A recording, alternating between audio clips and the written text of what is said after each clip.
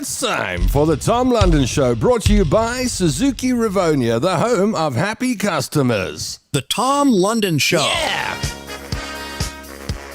How does he do it? I feel good. Thank you very much. Yeah, thank you very much. Thank you for joining us. It's 3 o'clock on a Thursday afternoon in the city of gold. I'm Tom London. Seated opposite me on the WhatsApp video line is the one and only, the legend himself, Mr. Stan Katz. Stan will be giving you valuable sales lessons today. It doesn't matter what you do in life. You are going to have to sell something, even if it's just yourself at a job interview. But if you're interested in selling, and more people are, why? Because of online. People are cottoning on to this idea that, oh, I can have a business. I can have a retail store. I don't have to go pay a landlord 100,000 Rand a month rent with a 10% escalation clause and 20,000 Rand every time the electricity kicks off for generator electricity costs. Yeah, more and more people are working out that they can sell. Now, whether you're physically going to someone and selling, or whether you put in something on the internet and you're trying to sell there and then you have to make a call or interact with people, you're in the sales game, baby. You may not see yourself as a salesperson, but I think most of us, at some point in our life, have had to sell something. Years back, Stan Katz was selling the morning zoo. Oh, I hate getting up in the morning. But if I gotta get up, It's gotta be I'm gonna with get up for the zoo. the one and The only. alarm clock ringing my head. Oh no, my body's still screaming it's dead. When you can't get to sleep and it's rough. Getting up in the morning so tough. The Zoo 702 Morning Zoo. Zoo 702 Morning Zoo. That bring back memories? That's your voice there. You're singing along there. Huh? No, No. it was the late Roy Balkin. Wow, I thought it was you. Does it bring back memories? For me, Yeah. the memories come flooding back, Tom. Yeah. It was a large and important part of my life. Did you spend more time on air, or did you spend more time in sales? Tom, it's probably, well, it wasn't just sales.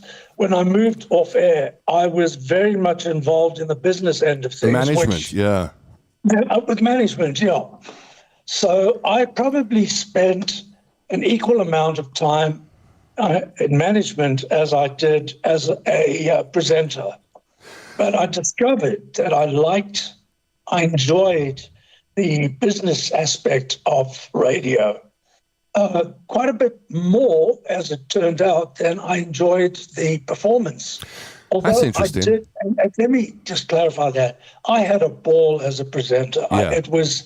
I lived for those 3 hours a day. The rest of the time, it was killing time until I could hit the mic and entertain. Yeah, radio's and behind the mic, it's a great job. I mean, it's It's working for a living. Yeah, sometimes you wonder why you get paid so poorly for something such fun. I mean,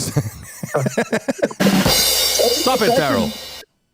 Back in the day, Yeah, I was really well paid.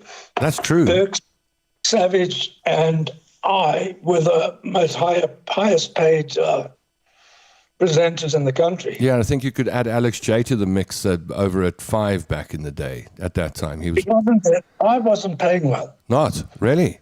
No, we were. So 702 were the big payers. What changed when I got there? I mean, Well, because they discovered that people would do anything to be on the there we radio. go. Yeah, Or that's you true. get them to do it for free. Yeah.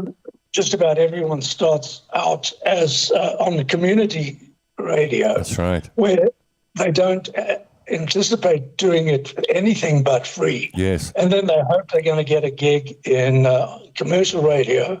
And then they discover that commercial radio has realized that these suckers will work for They'll free. do it for nothing. So yeah. they'll do Here's it a for couple of nothing, so we $100. don't have to- So we'll pay our stars, the morning drive. Yeah. Radio, the success of music radio is mornings and music.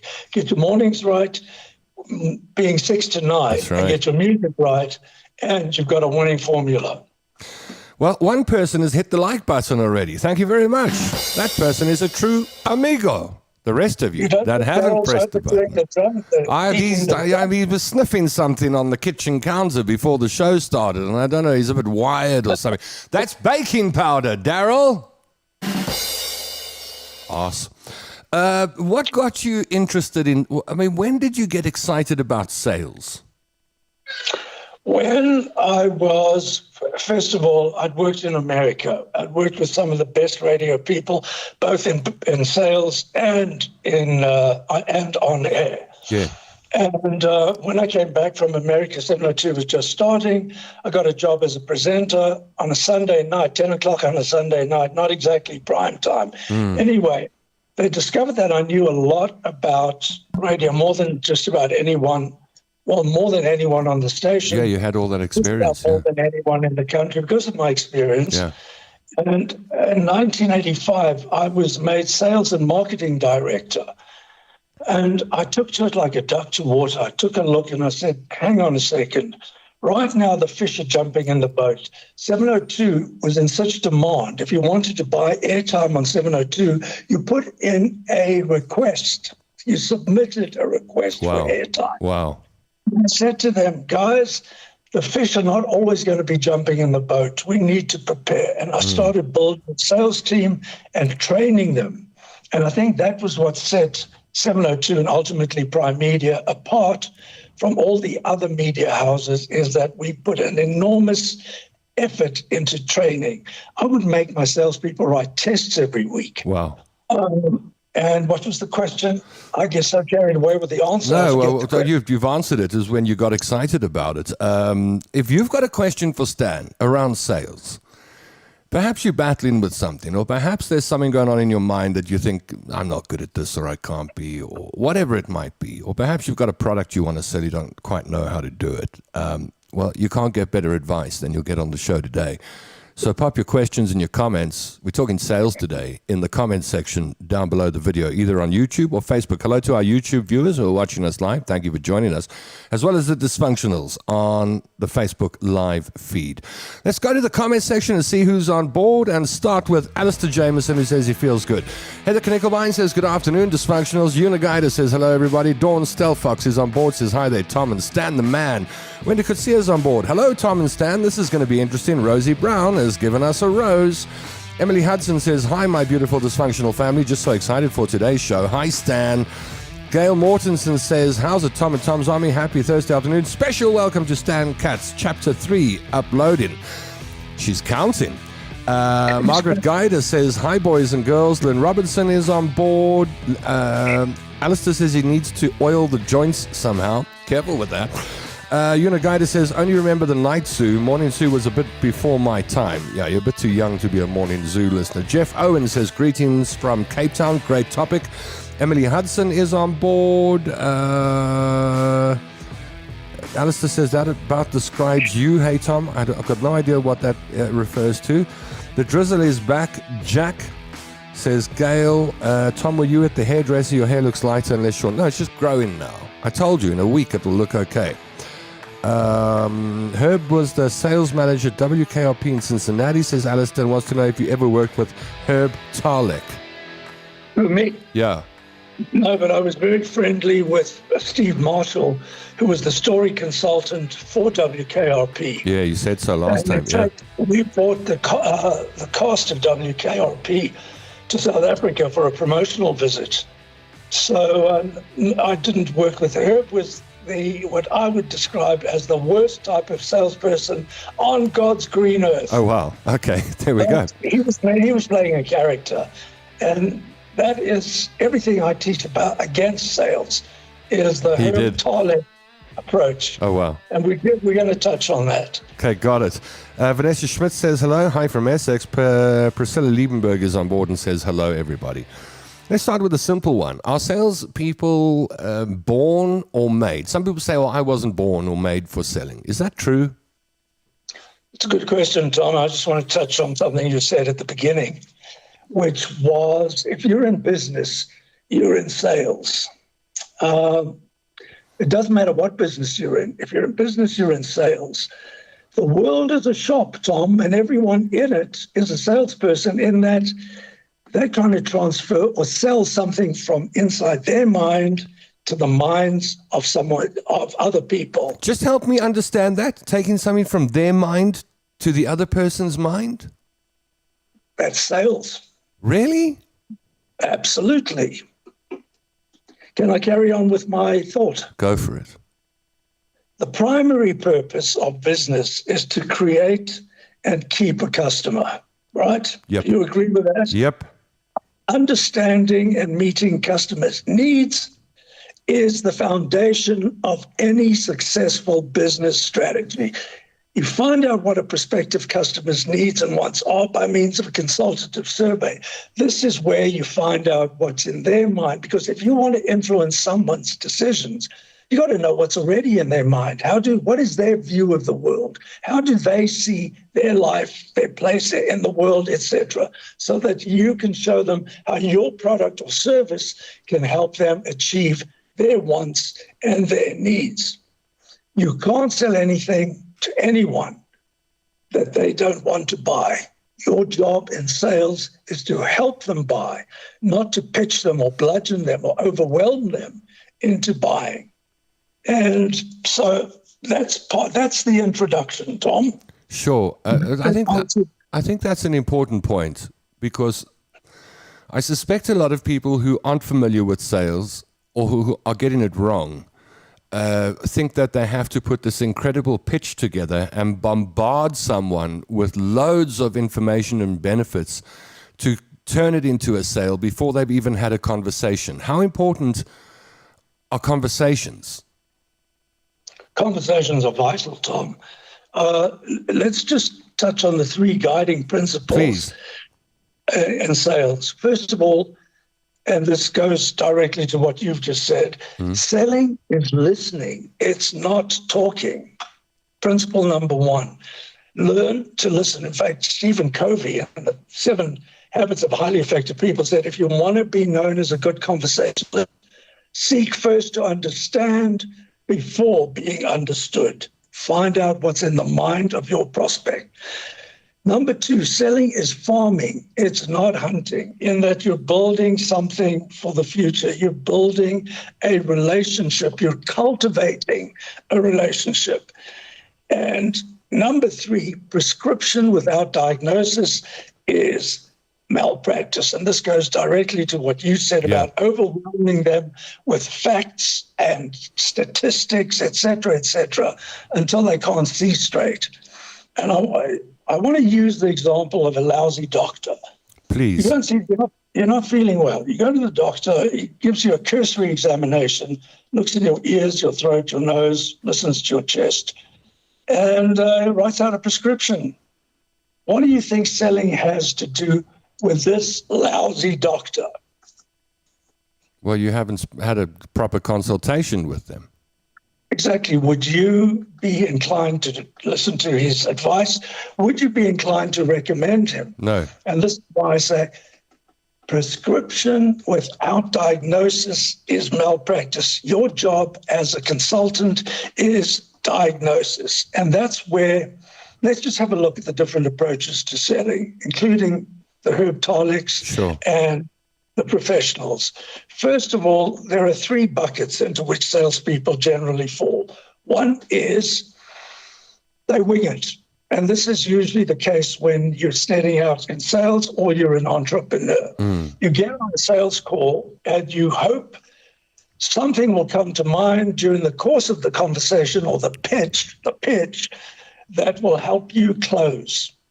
The second one is static approach. You take the same approach whether you're dealing with a new prospect or a warm referral. It's across the board and by the book. Also doesn't work because you haven't taken the trouble to find out the worldview of the person you're talking to. And I'll give you an example going back to 702 days. I used to go on sales calls. I enjoyed doing that. And it was how I taught the salespeople. So we go and see a motor dealer in Boxburg. And we start the conversation in the usual way. Hi, blah, blah, blah. who is your target market, Mr. Dealer, Mrs. Dealer? She says, that's male, predominantly male, 35 to 54. Bingo, that is our audience. So you go for the close, not a professional. A professional asks a further question, Sure. a probing question, and that question would be, what is your biggest category? And the guy says, that's easy, Bucky's. You're now in a position to sell him a campaign or her a campaign based on a positioning that says XYZ dealership, the biggest Bucky dealer on the East Rand. You see the difference? Yes. Actually gone in and understood. Now, you would think that you want to go and sell the least performing category. Your job is to get people in retail. Your job is to get feet through the door. Yes. Once they're in your place of business, you can then upsell or cross-sell, etc. Okay, so now, prescription without diagnosis. So what are you doing when you do a consultative survey? First of all, you're positioning yourself as in an advisory role. Your job is to build a relationship. The guiding principle here is not always be closing, always be curious. You're looking for an opportunity, a challenge, a void, or something missing in the prospect's life or business, something that will make an impact. And you can only do this through questions. So the ABC of selling is always be curious. Now, let's have a look at the 7-step sales cycle. What is a sales cycle? A sales cycle are the various steps you have to take in order to reach a close. Okay. And how many have you got? 7. All right. You'll find that in any sales situation, it always comes down to the 7 steps. Let's do the first. What is the first step, Tom? You're a man who has been in and This around is like a sales trick for most question. of your life. It's a trick question. You're the ultimate hustler. When people say to me, "What are you doing these days?" Hustling I say, for some money. They say, "Yeah, me too." Yes. So, Tom, what is the first step in the 7-step sales cycle? All of them are important. What is the first I step? can only guess because I don't know these 7 steps. Yeah, of course. My guess would be the hello. Prospecting. In other words, getting an appointment with the right person. Prospecting is the lifeblood of selling. When you're out of prospects, that is people to sell to, you're out of business. Yeah. Yes? Okay, so prospecting is the lifeblood of selling. It's getting an appointment with the right person. Who is the right person? Oh, that's such a hard question. It's ultimately the decision maker, someone who can say yes or no. And you may have to go through a series of meetings to finally present to the right person. Can I stop you there? Because sometimes the person who's making the decisions is not the obvious, not the person you'd think it is. And I'll give you an example, and also just go back probably 12 years when I really fell in love with selling. I needed money. So I think that's why most people get into sales. They need money. Sure. And what they enjoy it. I enjoy it. And I did it even when I didn't need money. Yes. But So people have different motivations. So I didn't know I would enjoy it until I went and did this. And I was like, I need some money. What can I do for businesses? Well, I know that there are businesses out there that need online video content and many that want it. So I've got to find a business that needs video content. So I did so without knowing it, I did step 1, prospecting, where I got in touch with people at different companies and said, could I come and have a chat to you? And then somebody said yes. The lady who I met in a medium-sized company was the PA to the CEO. They didn't have a marketing director in that company. I suppose the CEO would make the marketing decisions, but the PA was so closely attached to the CEO and the decision-making process that my meeting was with the personal assistant. And the personal assistant had enough clout in that business to say yes to me. Now, going back to what you said earlier, and I'm just looking at what I did, and I surprisingly got a few things right without knowing. And that is, I've never, and I still never, when I meet with a potential client, throw a pitch together and bang it in their face.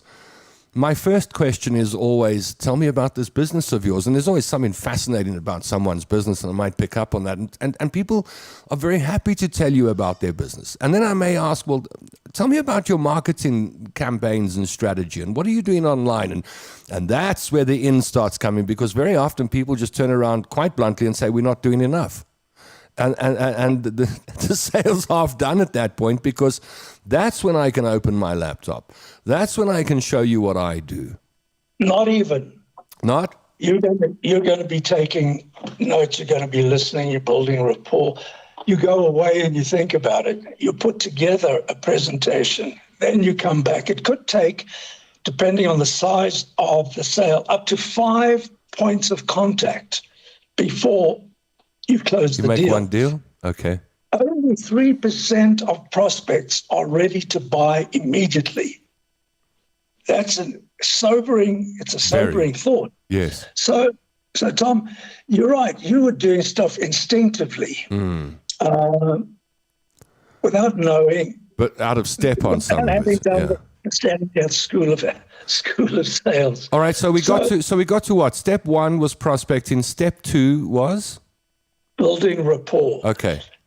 How do you build a relationship with a prospect where the person likes you and trusts you and is open to answering your questions? I know the answer to that question. Take them muffins. Oh, well, it's, I suppose it works in some cases.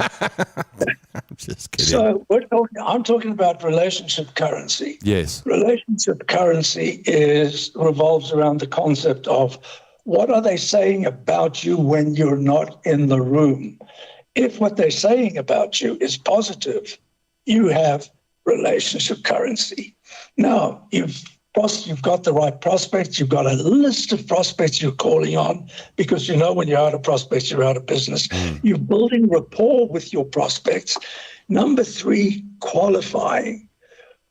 This is where you ask questions of every type. What are they using now? What have they used before? What have they used in the past? What are they planning to use in the future? Now, this will vary whether you're talking to business to consumer or business to business. Obviously, It's a different approach.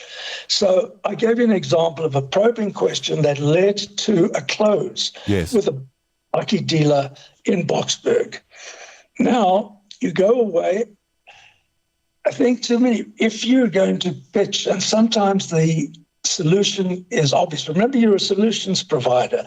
You have identified an opportunity, a challenge, a void in the customer's business or in their life, if it's B2C, and now you're going to present your solution. You can do it there and then. I advise against it. I advise building that relationship, going away, thinking about it, coming back and saying, based on what we discussed, here is what we think a promising solution is for your organization. So presenting, you got the right prospect, you built rapport, you've qualified them by asking the right questions. Now, okay, so then you present and you show them why your product or service is the very best decision for them, all things considered. Okay? But you can't do it unless you know what's in their head, what the issues, what the problems, blah, blah, blah. So that you can show how your product or service will solve that for them. Then you have to answer objections, because every prospect has a reason why not. Every prospect is afraid of being taken advantage of. They're afraid of paying too much or getting the wrong product, etc. Now, I want to touch on something which might be slightly controversial before my audience dismisses this out of hand, give a listen. If you don't use this particular close, then think about how you can adapt it. So it's called guarantees. One of the best things, and I learned this from some of the best companies, is to offer a sweeping guarantee. You'll find that the greater the guarantee, the more confidence they'll have in buying from you. If you have a guarantee that, say, 7 days, you'll find a return rate of 60 to 70%, which is incredibly high. Then I learned the great secret, which made me a super salesman. And that secret is a lifetime guarantee. People said, but they'll take advantage of you. They'll take your stuff, they'll use it, and then they'll ask for their money back. I said, no. There's a certain type of person who's committed to personal growth and development. They don't want their money back. They just want to know that the product or service works, or that it will work. When I learned this, Tom, everything changed. Do you mind if I jump in? Sure, by all means. As you're talking, I'm thinking of stories in my own life, and my dad spent a lot of his life selling, and I would go along with him, drive in the bucky and call on tire dealerships around the Free State and Mpumalanga, etc. And he also had retail businesses. And it was back in the day where the only guarantee you could get on tires, because my family sold tires, was, I think, Firestone. They had an all-road hazard guarantee. They were the only new tire brand that offered a guarantee on the tire. But it wasn't replace the whole tire guarantee. If you'd used half the tread, somebody came back and said, there's something wrong with this tire. It hits a brick or something. You would measure, you've used 50% of the tire tread, so we'll only charge you 50% for the next tire. And when my dad saw that working, we had a retreading company that sold retreads, which didn't, compared to new, didn't have a great reputation. And the way he flogged thousands upon thousands of these things was a lifetime guarantee on the product. And my parents, who had tire shops together after that, did the same thing. Forevermore in our tire shops, if you bought a tire from us, you were told, anything goes wrong with this tire, you bring it back. You drive home drunk from the pub and you hit a pavement, you bring it back. It blows up by itself, you bring it back. And every tire that ever left one of our family tire shops left with not an all-road hazard or 50, a lifetime exchange guarantee.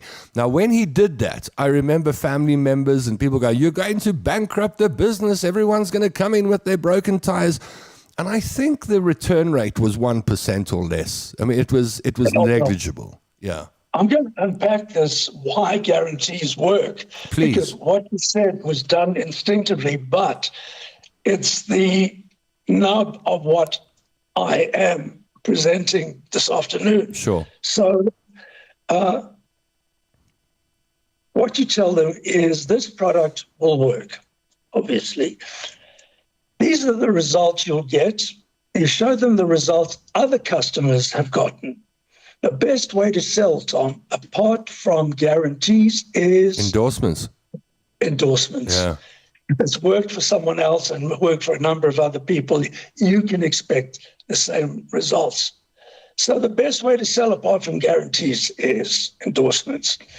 I tell them, I used to give a 1-month guarantee, a 2-month guarantee, a 1 year, a 5-year guarantee.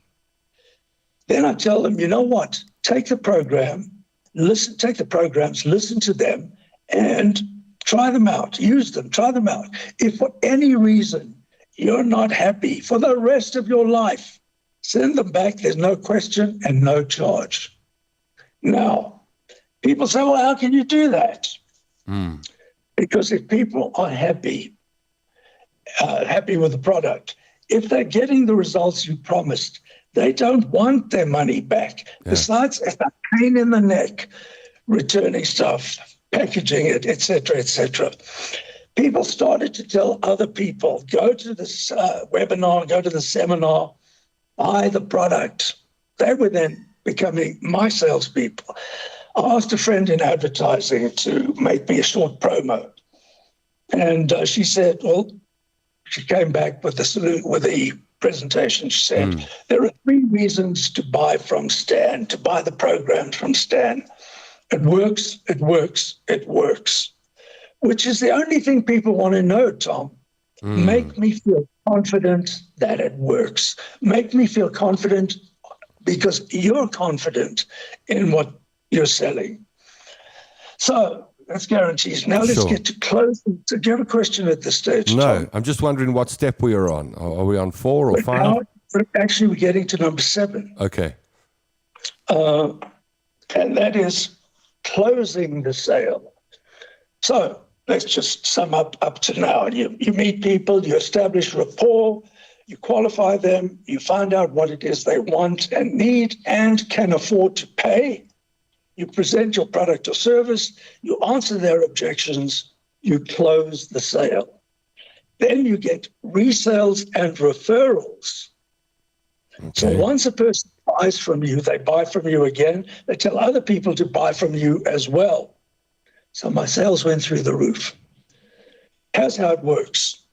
Breathe in, breathe out, follow the system like a recipe, you'll make good money. Now, the products that we were selling were not complicated, nor was our pitch manipulative. And this is the thing, there are no tricks.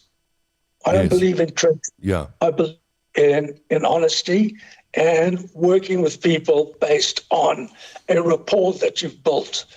Now, you make no attempt whatsoever to fool them. It's to help people. It's to help people. I tell my salespeople, don't see yourself as a salesperson. See yourself as a helper, a solutions provider, a consultant.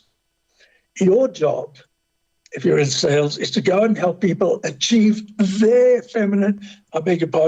their products or services. Yeah. Find out what they need or want, and what they're prepared to pay for. What are the goals that are most important to them? I heard a great expression, it's probably been around a long time, I only recently heard it, where you go in as a herptolic and your whole thing is to convince someone of your pitch, to convince them to buy, to overwhelm them with facts and figures, and what they call it that is your approach is you reek of commission breath. Oh, wow. Yeah. The person picks up immediately. You're more concerned with earning a commission of the sale than you are interested in helping me, your prospect. Okay, now, so if you'll do that and the customer sees you as genuinely concerned about helping them achieve the benefits of your product or service, they'll buy from you and they'll buy from you again, and they'll tell their friends to buy from you as well. So the second part is to get referrals, the second part of the close. There are many companies whose main focus is to get referrals. The objective is to treat their customers so well that they willingly give you the names and addresses of other people who will buy from you as well. The very best companies in the world, Tom, have tremendous referral systems. Everyone is trained to ask. How do you ask for referrals? Yeah, how do you ask for a referral? You tell them if for any reason you're not happy, you could have your money back. Now, so this is what the sales experience has been. Everything that you study leads to the 7-step sales cycle. That recipe for selling, and it works for just about any product or service anywhere in the world, for any person at any age, and just about any company. But it also fails if you don't use it. So now, if you have 1 or 2 questions, I have 1 or 2 answers. All right. Well, we'll get to the comment section in just a moment. I've got a question. What about people that say, no, I don't want to do it right now, come back later? What do you do with people that chase you away? Do you go back or do you leave them alone?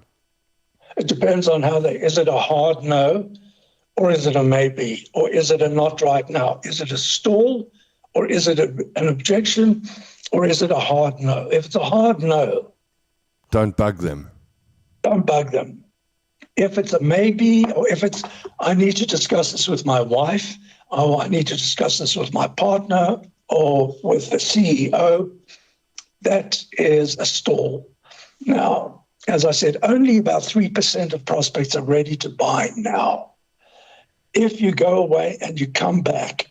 Now, what I've found as well is you go and see someone, they like your pitch, they say, great, like it, and then they ghost you. Yeah. So you can't get hold of them. So what you do is you say, how soon do you need to get on to this program? How soon do you need to start using this? How soon, in other words, you're getting them to commit, or trying to get them to commit, by saying, what is the latest that you would want to get? When they say, I'm not ready right now, a good comeback to that is, what is the latest that you would need to make a decision? Got it. Got it. Okay, let's get to the comment section to see what people have got to say. Eunice says, I sell risk management to short-term insurance broker. I think that's her career path. There's a challenge. Stan, do you think people who are regarded, this is Margaret asking the question, do you think people who are regarded as people persons are good at sales? Yes. Because remember, it goes right back to the second step, building rapport. If you're a people person, it's building rapport, but you don't necessarily have to be a people person if you are a professional, if people identify you as a professional. When you meet someone for the first time, within the first few seconds, they have summed you up. They say, who is this person? What are they about? How enthusiastic are they? And what's in it for me? They're summing you up as quickly as that. So the consultative survey doesn't necessarily rely on you being a people person. It helps if you are. Got it. There's a great book written by, I think it's Blair Singer, called Sales Dogs, which kind of just dispels that myth that you have to be Mr. Universe to sell something. And I think he had 4 different dogs, personalities that fitted with human personalities. So, you had the Rottweiler and you had the Poodle. And he explained that you can have different personalities and still be an effective salesperson. You don't have to be Mr. South Africa. Some of my best salespeople were extroverts. Some of my best salespeople were introverts. Yeah. I tell you what does count is passion. Now, yes. Passion for what you're doing, passion for the product or service that you're selling. I'll give you an example of a sales rep that I had at 702. Now, as I said earlier, I used to make them write tests every week and mark them. I had one sales rep, a woman, she was a girl at the time, who probably didn't take on board anything I taught, but she had such passion for what she was doing. She had such passion for the station and for the products and services that we were offering as a radio station. She would pitch people in the lift. She'd get in the lift and she'd start pitching. Now, when she was the station manager's PA. Yeah.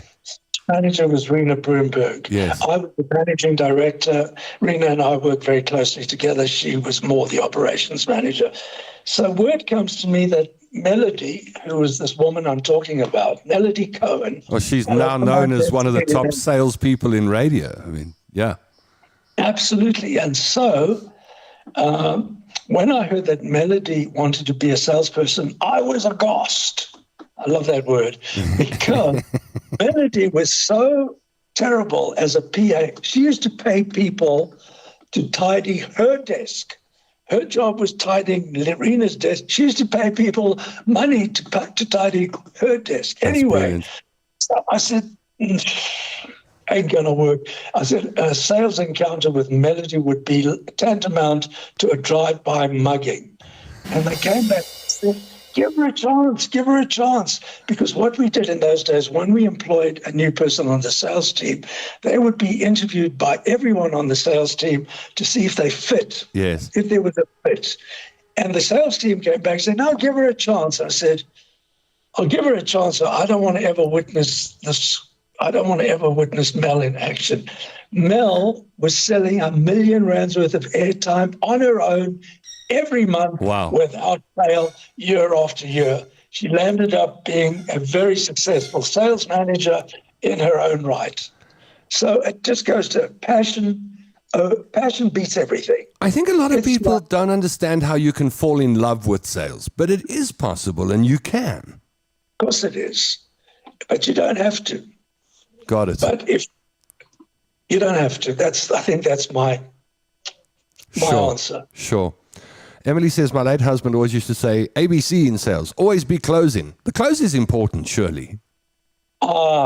Now my focus is the ABC. The ABC of closing is a bit outmoded. My ABC is always be curious. It puts the focus on opening, not the closing, because if you go through the various steps, the close becomes automatic. So always be curious, and that's where the consultative survey comes in. You're curious about this person's needs and wants, personally or in their business, etc. So it depends what you mean by always be closing. Sure. Always be closing is, when do you close, Tom? That's a question. When the person is ready to buy. And how do you know when the person is ready to buy? They give buying signals. Wow, this looks good. Yeah, I can see how that'll work. How much is this? When can we start? Can I get my money back if it doesn't work? Type of thing. So those are closing signals. Sure. Now, if you get a closing signal, a strong closing signal, go for the close. Yes. Right? Because even if you've prepared an elaborate presentation, if they ask that closing question, put aside the presentation. You've caught the fish. Go for the close. Dawnstale Fox says, sell yourself and the product sells itself. I think there's something in that. When you go and meet with someone, are they only buying your product or are they looking at you and buying you too?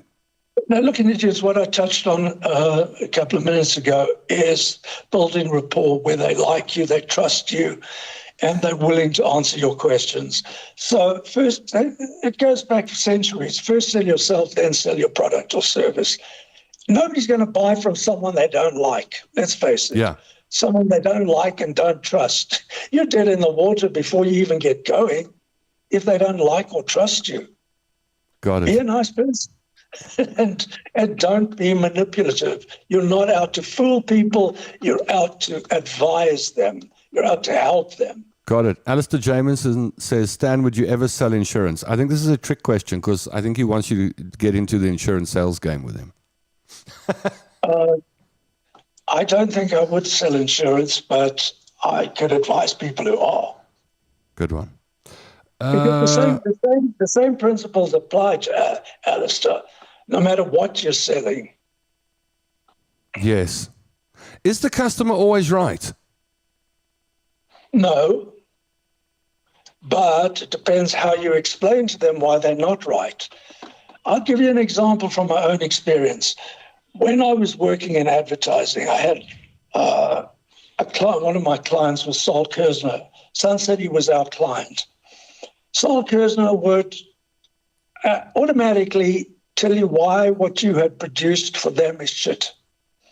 If I presented an ad to him, a print ad, he stared at it for what felt like 5 minutes. It was probably 30 seconds, stared at it. He then looks up and he says, that's not worth a ball of fucking shit. You can't swear. Sorry. Yeah. Oh, sorry.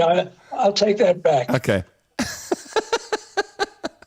it again, Tom. That's Kersner's words, yes? Not you, yeah. Not me. I didn't say that. He said, so one of the booking clerks walks past his office. He calls in and says, what do you think of this rubbish? So I listened to him and said, what exactly is the problem here? I walked him through it and what he was trying to achieve and why this particular ad would achieve that. And at the end of my meeting with him, he bought the ad. So the customer isn't always right, but it depends on how you explain to them why they're not right. Yeah. You don't get aggressive. You don't take them head on.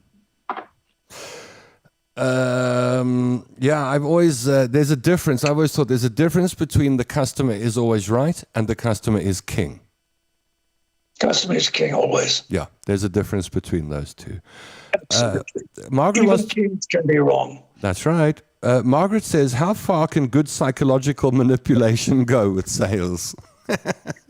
Well, there are people who studied this NLP, neuro-linguistic programming. Yes. Is part of that, how to manipulate by mirroring someone, by understanding, are they kinetic or are they audio? And then mirroring them is watching their body language. Doing the same, yeah. Doing the same. Until they start following you, yes. Exactly. Yes. I was in a meeting the other day, and I could tell this woman was mirroring me. I was going to say, are you mirroring me? Oh, really? But I just let it be. But so there have been attempts through the years to manipulate people. I don't believe in it. And again, I go back to the principles of selling and why it's not about manipulation. It's about rapport. I agree with you. Dawn says, research all your potential prospects to know as much about them as they do. A potential client loves knowledge, hence you go fully armed in order for them to want to do business with you. My 2 cents worth. One word. Is it Dawn? Yes. Absolutely. Got it.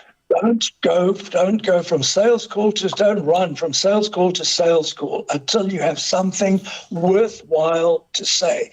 And doing research. I mean, today there's so much you can learn about a company or a person by going online. Yeah. You just go to Grok. You just say, tell me about Stan Katz, and then bang, from your birthday till today, it's all there. Please don't do that. I have already. William Barra says, greetings from Brazil. Margaret agrees about guarantees. My family had a French battery company in Cape Town. We provided a service, says Vanessa. Word of mouth is key in sales, I think, says Margaret. That goes back to endorsements, word of mouth linked to that, I guess. Absolutely. Okay. What have we got here? It's Alistair and the Guiders, who are, they're writing up a storm. Can I just, Tom, I'd like to tell you about a company I'm currently doing, which is training people on the art and science of cold calling, where you pick up the phone, right? And you call someone who's not expecting a call from you. I had one today. Hello, is that Mr. Stanley Bernard? Said, who is this? Said, I'm from some insurance company, as it happens. Yeah. Have you got a minute? I said, no, I don't have a minute. I'm really not interested at this time. I try and be polite because I'm trying to earn a living. I know people who work on call centers. So take estate agents. We have my partner and I in a company, Bernard de Combes, have a company called the Opening Gambit, where we train salespeople. At the moment, we're doing a lot of work with estate agents where we research globally what works and what doesn't work. The one with the lowest success rate is, hi, my name is Stan Katz. How are you today? 35% success rate because it's inauthentic. It triggers vast amounts of psychological reactance where you feel as though you're ability to decide is being taken away from you. The one that scored 90% success rate was, and I'll tell you why, the 90% success rate is, hi, this is Stan Katz. I'm with the XYZ estate agent. You're going to hate me. I'm an estate agent. Do you want to hang up, or will you give me 35 seconds to tell you why I called? Very clever. 90% success rate, because you're giving them the power to decide. Got The it. company's called the opening gambit for a very good reason. So, yeah. Got it. And Bernard is watching. It's your approach. Sorry, Tom. I said Bernard is watching. He just put the opening gambit up on screen. So Brilliant. he's on board. Eunice says, I couldn't sell ice in a desert. I don't have the patience for people's antics. Benjamin Jones, good to see Ben returning. Ben says, knowledge breeds confidence. Sell yourself. Your products will sell itself. Listen to your client. Hear and understand their needs and to provide the best solutions. Be prepared to offer a left field option. Upsell when the opportunities present themselves. Keep interactions positive. Never use any form of negativity. Never discount yourself or your product or service. Rather do it for free before creating a precedent of flip-flop pricing. Ask your client to refer you. It's the best form of marketing. Remain honest and true. Follow me for more advice, says Benjamin. I'm glad you raised the issue of price. Yes. What is price? When you get down to it, price is a perception of value. Yes. Price is a perception of value. Some things are sold on on pricing strategy. I'll give you an example. In the ad agency I was with back in the 80s, one of our clients was Revlon. They had a product called IQ, I as in eyes, for your eyes only. And the cost of product was 15 Rand. Sales price, 120 Rand. So that little tube, a little container cost 15 Rand to make. It was sold for 120 Rand because you wanted people to think if it's that expensive, it must be good. So if price is a perception of value, when someone said, hey, that's too expensive, you haven't done a good enough job in persuading them that it's worth it. Because why? And always, when you can explain to someone, because when you cut into a queue, for example, a line, one of the things you've got to do is explain to them why. Listen, do you mind if I cut in? Because I've just got to blah, blah, blah. If you give them a reason, chances are they let you in. Please, do you mind if I jump in front of you? Because I've got Yes. it. So price is important. Again, price depends on what you're selling. If you're selling coal or wheat, it sells on price alone. Commodity because pricing. it's Yeah. commodity pricing. There's no difference. When you sell a brand sells for a premium. And when you sell a brand, I think last week we touched on branding. Brands, yes. Brand is driving consistency. It's a promise kept. When you're selling a brand, look at Coca-Cola compared to some of the other local soft drinks, the difference in price. Look at the cheap cigarettes that people are buying these days, 8 Rand a pack, against Peter Stuyvesant, which is about 60 grand a pack. Why? Because there's no differentiation. You're buying the cheap one just because you need the nicotine. You haven't been convinced of all the attendant factors Got it. that make something worth more money. Got it. Dawn says, Stan, you're blocking. Yes. Unfold your arms. She's being cheeky. Margaret says, that's a big That's a thing good too. credit. Very good. Who was that? Dawn Stelfox. I've got it. I'm not folding my arms because I'm listening. I'm folding my arms because I'm talking. Yeah. And where I'm sitting is not that comfortable. Don't worry, you're allowed to. Margaret says that's a big thing to explain to a customer why they're not right. It takes some doing. I've been a bit involved with this and it could take an hour to win, but win you must for a happy client. Henrietta Cortez says, hi from and good day from Denmark. Heather Kozakiewicz says, what's the difference between a guarantee and a warranty? My dad always spoke about it. He was an industrial buyer. I don't know the difference. Yeah. Good Well, question. do you know the difference? No, I don't. Or is it possible to ask the question? No, I don't. I actually, I mean, I suppose there's a technical difference, but colloquially, it seems to be the same thing to me. Wendy Coetzee says, in my years of sales, my rule was to listen to my customers' needs, know my product, and be respectful. You just summed up my whole presentation. There we go. Benjamin Jones continues with the 3 C's defined: consumer, end user, seldom direct contact; customer, frequent interactions, unlikely to know their personal details, retail shop experience; client, you know their personal details, more intimate interactions, bigger and frequent spend. Approach them accordingly. The respect and sales will come as a consequence. And then Dawn says, cold calling was my forte. I loved it. It was my ultimate challenge. People are so scared. No, that's wonderful to hear, because when we deal with people in real estate, their biggest fear is cold calling. Yes. And there's a way to overcome that. We devote a lot of attention to teaching people to overcome, because it's the bane of their existence. How do you deal with rejection? Because it's a primary fear. Yeah. You deal with rejection by not focusing on the outcome. You focus on what it is that you can do and let the outcome be what it may. It's not personal. Yeah, years back, I went to work for an estate agent. I worked at the the Kensington branch of Lou Geffen Estates. I worked for an Israeli estate agent. And I thought we were going to drive around and look at houses all day. But the first day I got to work at 8 o'clock in the morning at Bedford Center in the office block. In those days, pre-internet, there was like a Beltel system or something like that. You could put the address of a house in and it would give you the phone number. And he said, right, you're going to start with Highland Road, which is a long road in Kensington. And he said, you're going to get the numbers from house number 1 all the way up to house 300. And when you've done that, you're going to call each one of those numbers. And I thought, well, oh no, this is the worst thing that anyone's ever told me to do.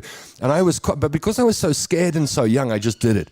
And I was calling person after person, and I didn't have the trick you've got that you advise, like, you're going to hate me, I'm an estate agent. Would you give me a couple of, hi, it's Tom from Lou Geffen Estates. And I got F you, and the phone got slammed down, and I told you guys, I'm sick and tired of you calling. And it just went on and on and on, and probably 50 calls in, someone said, oh yeah, I am looking to sell my house at the moment. Could you help me? And I went, yeah, could we come and see you this afternoon? Yeah, 2 p.m. Is that? Do you know that the excitement on that one success overshadowed all of the rejection I'd had before? 100%. Yeah. 100%. It's a rush. And Tom, you touched on something else. It's a numbers game. Yes. You're going to hear the word no or F you or F off more than you hear the word yes, but you've got to go through the numbers. And what we train is how to make every call count. Got it. Last message today, because we're out of time. Mandy says, I've always found sales to be quite a funny thing. There seem to be 2 very distinct approaches. The first is the belief that if you charge a customer more, they'll assume they're receiving something exclusive or extraordinary, and some people only ever shop in that arena. The second approach, which I prefer, is built on mutual respect for the customer's budget, a commitment to giving them the best possible value within that budget. That, to me, is what creates genuine loyalty. It's why I personally keep returning to the same service providers, not because they claim something is special, simply because it's overpriced. Because they're open, honest, and fair. Billy, I've never been drawn to the mindset of if it's expensive, it must be good, because more often than not, it isn't. What keeps me coming back is integrity, transparency, and someone who respects boundaries and works with you rather than above you. That's where true value lies, and that's the kind of relationship I'll choose every time, says Mandy. And I think that is a great summary of what I've been talking about. Yeah. And it's a good place to close. Great. Are you able to, talking about close, are you able to help people who are in business and the business of selling to improve their sales skills? Absolutely, Tom. That's what I do. That's my business. All right. The easiest way to get hold of Stan is to follow him on Facebook and send him a message. You get messages on Messenger, I assume. I'm hoping. Absolutely. Okay, cool. All right, so you can follow Stan on Facebook, make friends with him, and send Stan a message, and he will help you. I told you. They can also look up the opening gambit. Okay, search for the opening gambit. Particularly if you're interested in doing cold calling. Well, perhaps Bernard, if he's still watching, could just pop the telephone number or the website details or any details into the comment section quickly before we close the show. And then people can see it there as well. I'm hoping that Bernard is still on board. So, Bernard, if you're still on board and watching, just pop the opening gambit's details in there. I'm so glad Billy waited till the end of the show before he started his nonsense today. It was very well behaved today. Yeah, he has been. Sharon says, gosh, Tom, you could sell ice in winter. And Alistair says, I sound like the Wolf of Wall Street. I don't know where that's coming from. But I don't know how many times I have heard people tell me, oh, I can't sell. You know, that's it. Yeah. Straight up, it's like, I can't sell. Or I don't have the personality for it. Or I don't enjoy it. And I had that mindset, you know, as a young adult. But over the years, and I tell parents this, I remember I was chatting to someone a couple of weeks ago and they said, my 15-year-old kid is really interested in online retail and this and that. I was like, get them in, get them started. Go with them and buy a product. I don't know how to do it. I said, it doesn't matter. There's lots of stuff on the internet to learn. And if your kid is interested in selling something to someone, you've got a potential billionaire on your hands. Encourage that hunger and that passion to sell. Because I think once the sales bug has bitten you, it's very hard to ever turn back and become a non-believer. Just be a good person. Yeah. That always counts, eh? Okay, Bernard says the Opening Gambit also has a Facebook page. So there we go. You can go to the Facebook page, look for the Opening Gambit. You can also get hold of Bernard directly on 081-516-8915. All of those details are in the comment section. Margaret says, I think I can sell, but can't get myself to do cold calling. Very invasive, and I hate it being done to myself. And that's where you come in and where Bernard comes in, because you get people over that hump. Yeah, Bernard and I work together in that. We actually do workshops where we take them through the whole thing. We even do role playing where we do the role playing. We don't ask our delegates, our attendees to do. That's something else people hate, is role playing. Okay, so if somebody has a business or they need to do cold calling specifically, you are the experts in that. I mean, apart from all the sales knowledge and excellence over the years, you are really, really good and have set up this business with Bernard to help people get really good at cold calling and selling. Okay, great. That's the whole reason for setting up the company. Got it. Well, that's it. We've done over an hour. The good shows always go quickly. This felt too quick. Thank you, Stan. Always appreciate it. Thank you, Tom. Thank you for having me. It's a pleasure, and I hope you have a lovely afternoon. I don't know. This is bed weather. Yeah.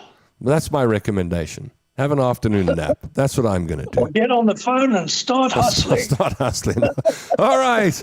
Well, yeah. What do I say? The original hustler. Stan the man. If he can't sell something to you, no one can. And he can help you. And that's what he's been doing. Free advice on the Tom London Show. Sharpening your sales skills. Now, next week. What have we got next week? Oh, it's a surprise. I'm not going to tell you today. You'll have to come back on Tuesday, 3 o'clock, and see who we've got in the studio. Okay? It's a date. 3 p.m. Tuesday, another Tom London Show on your screen. Until then, I wish you a lovely afternoon wherever you are in the world. I hope you have a fantastic weekend. I hope the people around you treat you nicely and you are loved. If you're not loved, I love you. And I hope your belly's full. And I hope you're pain-free. I mean, that's as much as I can wish for you today. And I'll see you again Tuesday, 3 o'clock. This show was brought to you by Suzuki Rivonia, the home of happy customers.